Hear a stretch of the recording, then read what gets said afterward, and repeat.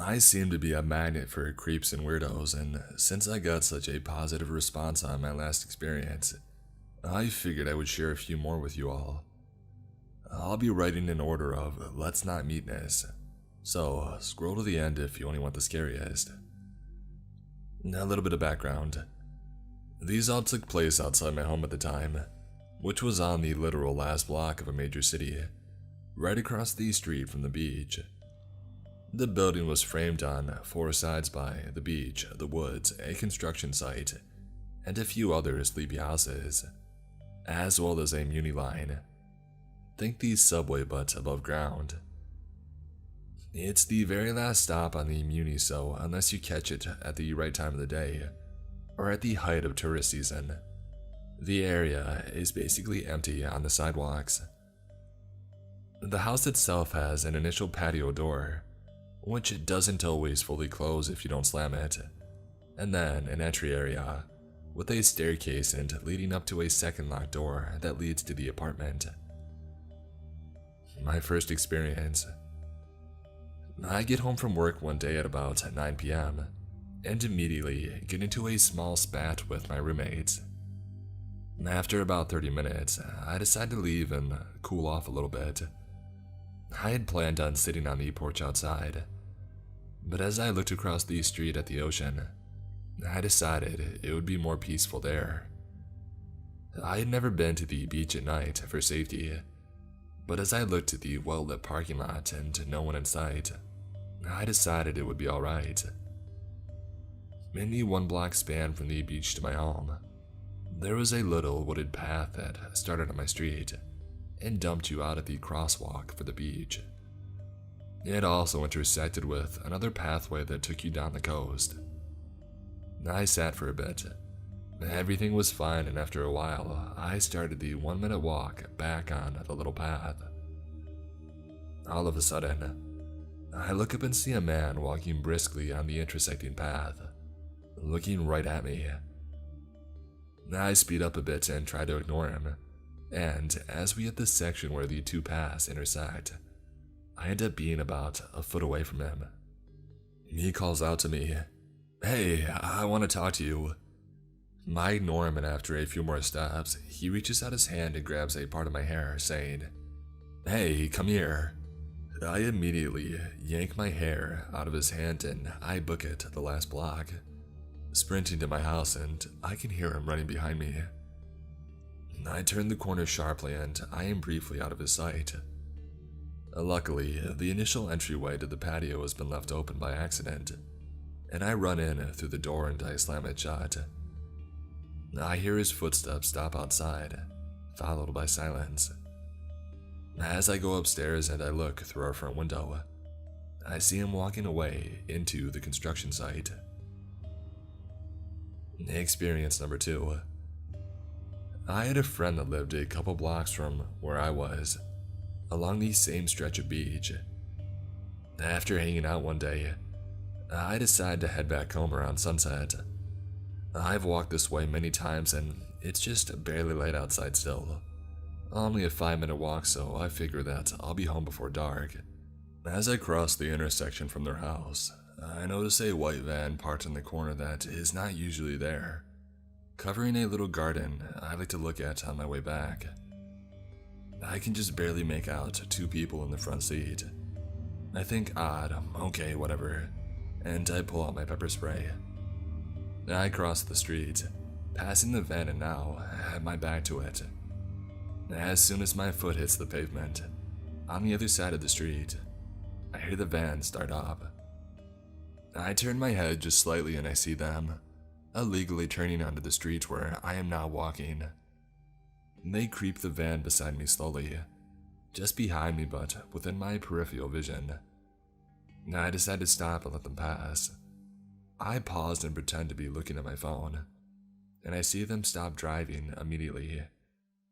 This was a big nope for me, and I broke into a run, the van following me, to a small vintage motel about 1 building away, that I know has an open entrance courtyard. And so, as I approach it, I turn quickly into the yard, and run up to an archway entry for a unit. I stop at the first few steps, catching my breath, and I open my phone front camera to use as a sort of mirror to see what the van is doing.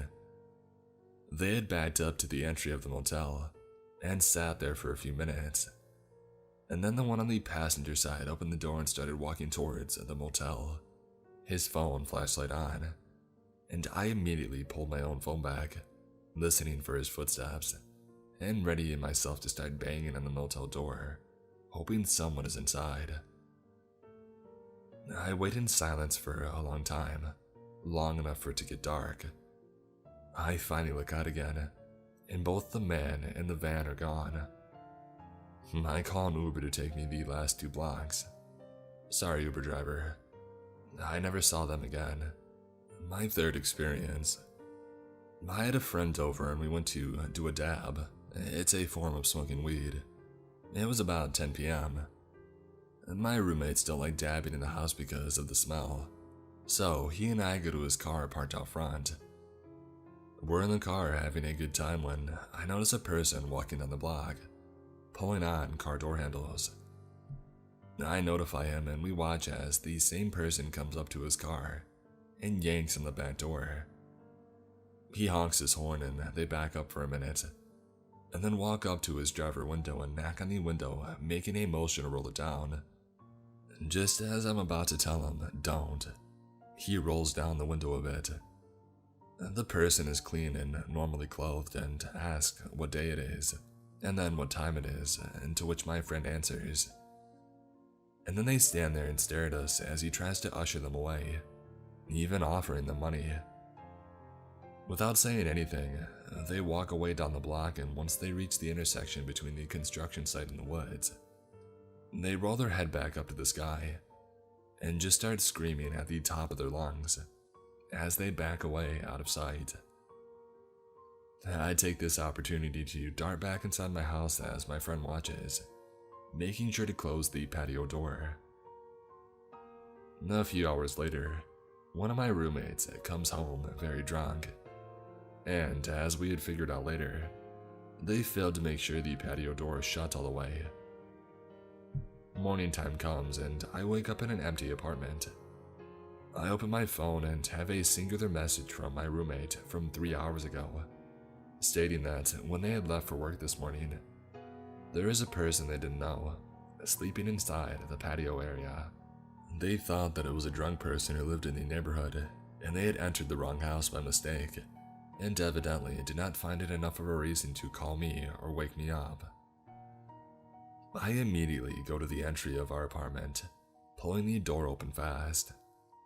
To my surprise, the person who had been talking to us in the car the night before is laying casually across my staircase, fiddling with something. I scream, "Hey!" loudly, and they immediately hop up and run out of my patio door. I run down the stairs after them and open the door. They are standing across the street, just smiling at me and giggling. They then give me a little wave and they run off. I close the door hard and go back up the steps to see what items they had left. Sitting on the steps was a few coins, some weird wire-type objects. Think a bobby pin after you bent it into a straight line, a lighter, and a pocket knife. I never saw them again. Unrelated to my stories, but shortly after I moved from that area, a teenage girl was abducted from that same corner where I saw the van. And 2, after a car chase, police found a severed head in the freezer of a house along my block as well. Now I gotta find the article for this one.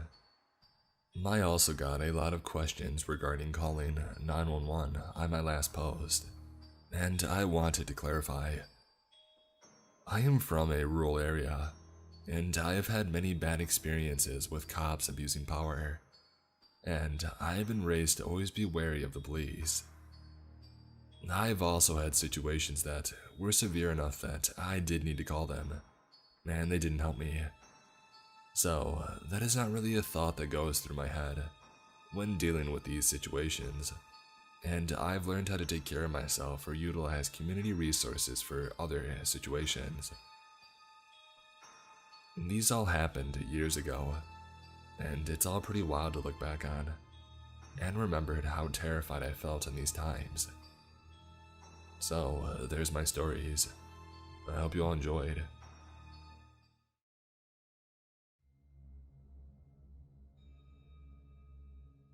This past New Year's Eve, I went away for the night with my two best friends and one of their moms. I am posting now because I recently discovered this place. I was home for the holidays from college, and my friend Sarah had invited me to go to Palm Springs to celebrate New Year's with her mom and our friend Rachel. I didn't have any other plans, so I decided to go with them. We went to a cool city about an hour from where we lived that is big on shopping and resorts. We planned to have a pretty calm night, watch the ball drop at a block party thing downtown, have a few drinks at the bar. Since we're on the West Coast, the ball drop is at 9. So at around 8, we ventured from our hotel, walking to the block party about a mile away. On the way, we passed a very lively bar, so we decided to stop by and spent about 15 minutes dancing, but we didn't get any drinks there. It was a gay bar, and Sarah and Rachel, being gay, they were pretty stoked on it, and they wanted to come back after the ball dropped, even though it was about 90% men there. We continued on to the block party and get some dinner, a glass of champagne. The ball dropped and they had a DJ, so we spent about an hour there dancing too. After we got tired of it, we decided to head back to the bar and hang out there until midnight. Once we get there, Sarah's mom pays for a drink for each of us, but leaves soon after that because she was tired. It was about 10:30 at this point, and Sarah, Rachel, and I were enjoying our drinks and having fun. Rachel tried some of my drinks since it was one that she hadn't had before. Now I constantly have my guard up when I'm drinking in public, and I felt safe at this bar because I assumed none of the men were interested in us. I went back to the bar to get a second drink, and that's the last thing that I remember. The rest I've gathered from Sarah and Rachel. Almost immediately after getting my second drink, I asked Rachel to go to the bathroom with me because I wasn't feeling well. Even though I was completely fine 10 minutes before that. Once in the bathroom, I just collapsed on the floor and I was almost unresponsive. Rachel, now worried, somehow dragged my half-lifeless body out to where Sarah was waiting for us. Security, seeing my condition and assuming that I was wasted, asked for us to leave. Sarah and Rachel decided to take me back to the hotel about half a mile away. By this point, I was unconscious and there were barely any sounds escaping from my mouth. They saw someone leave the bar at the same time as us, who was walking near us, but they were preoccupied with trying to keep my lifeless body off the ground. At one point, I threw up all over myself, the both of them and the sidewalk. And the next part of the story we had to get from Sarah, and Rachel doesn't have any memory of this. Still struggling to carry me, the man they saw leave the bar approached them. He was hitting on Rachel, trying to get her to go grab a drink with him. She was very agitated and told him to leave, and that her friend needed help right now. He didn't take no for an answer, and he continued to follow us down the street, asking if they wanted to get drinks with him, if he could help carry me and such. A middle-aged woman witnessing this came up and told the man to leave. Something along the lines of, "Stop harassing these young women or I'm going to call the police," and he left after that. Next, by some miracle, an EMT and his wife, enjoying the holiday, ran into us on the street. He checked me out to make sure that something wasn't majorly wrong, and then he carried me the rest of the way to my hotel and into the room, since my friends could barely hold me up. They thanked him profusely and him and his wife left. This is where Rachel's memory kicks back in. 5 minutes later, they get a knock on the door and it's the EMT and his wife again. They came to let us know that a man had followed us to the hotel, and that they just saw him hop the gate and start to make his way to our room. My friends called hotel security, but they were unable to find him. My friends didn't get a glimpse of him, but I'm sure that it was the same man from earlier. I spent the rest of the night vomiting everything in my body and dry heaving after that. I woke up the next morning in a pile of pillows and blankets on the bathroom floor. My last memory was at the bar getting a second drink, and my friends filled me in on everything that had happened. Feeling like crap, I thought that I must have drank too much, but I had never blacked out before in my life.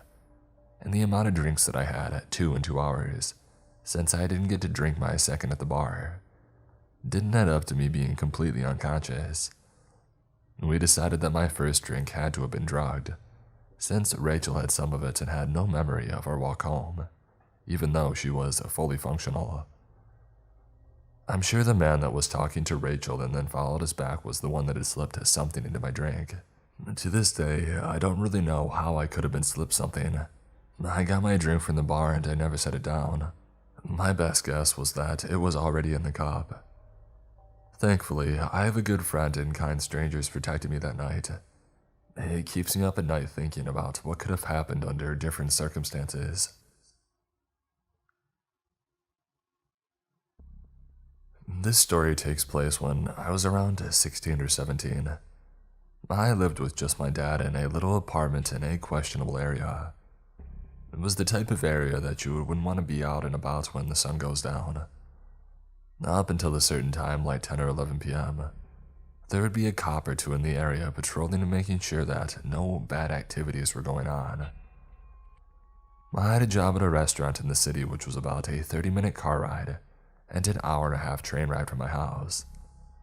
The train was a couple of blocks away from my place, and since my dad was always too lazy or hungover to drive me, that was my main form of transportation. I went to work at around 3 p.m. and would usually get home at around 12 or 1. This was my schedule 4 days a week aside from having school. I would see a lot of familiar faces on the train because of this, but we never really made conversation with each other. Until one night when I got out of work late because some idiot wanted to sit in the restaurant past closing. Thanks to them, I missed my train, and the next one wasn't scheduled to arrive for another hour. So, having nowhere to go and no money for Lyft or Uber, I sat there waiting.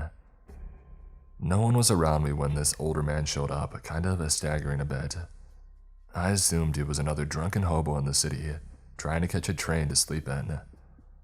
Something about his face gave me a deja vu, but I shrugged it off, thinking maybe that I had just seen him on the train here or there. He made his way over to me to my discomfort and started up a conversation.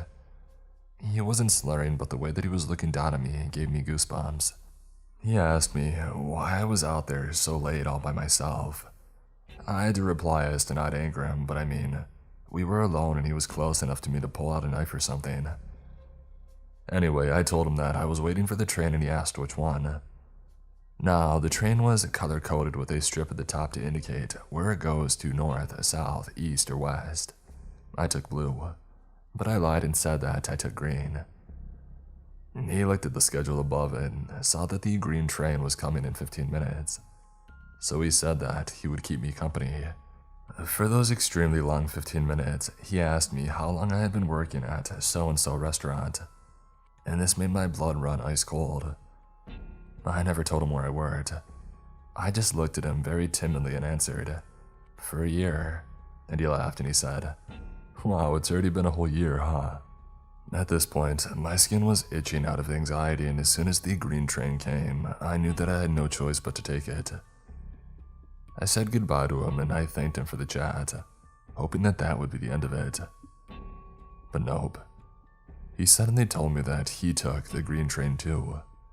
So he followed me and sat in a seat behind me. My mind was racing about whether he was going to try and do something to me, like chloroform me or hurt me in some other way. But we rode the train in silence. I was trying to figure out how I was going to lose him. There weren't too many people riding the train at that hour, and our car was empty, unfortunately. As the ride went on in a menacing silence, I could feel him staring down the back of my head. I waited until we got to a stop where there was another person, and I was so relieved to see a woman sitting there. She wasn't boarding, so I immediately got off the train and the man followed me, as expected. And I took a seat on a bench next to hers, close enough to her to see and hear everything going on, hoping that she would catch on. The man noticed that I was sniffling, allergies and being out in the cold, and asked if I was sick. I told him no, but he insisted on giving me these weird pills he had that were supposedly cold medicine. I declined in a louder voice. Sorry, I don't accept pills from strangers. This prompted the lady to look at us, and I made eye contact with her. She knew now. Now this went on until a blue train came and the lady got up, giving me a look that told me to get on with her. So without explanation, I did. She waved me over to sit next to her, and when the man tried to follow, she said, "No, you go sit over there," and made him sit a couple of seats across from us. He chose the one where he could face us, and he stared at us the whole time. I was shaking and about to burst into tears. The woman leaned over and whispered to me that she had a pistol. I felt safer with her there. We whispered back and forth about what had happened. I told her where I lived and how I was worried that he would follow me home. She told me a friend of hers would be boarding the train soon, and when he did, she told me that his name was Ray. Ray was filled in about everything and agreed to escort me home. She promised that I could trust him. The two of them waited with me until I got to my stop. The man, still watching me, started to smile wildly, resembling the Cheshire Cat. He shouted, "This is your place, right?" To which I didn't respond and just gave the woman a hug and thanked her. Ray and I hurriedly hopped off the train, and as I looked back, I saw that the woman had pulled out her pistol and told the man to sit back down, even blocking the exit with her body. I finally let myself cry in relief.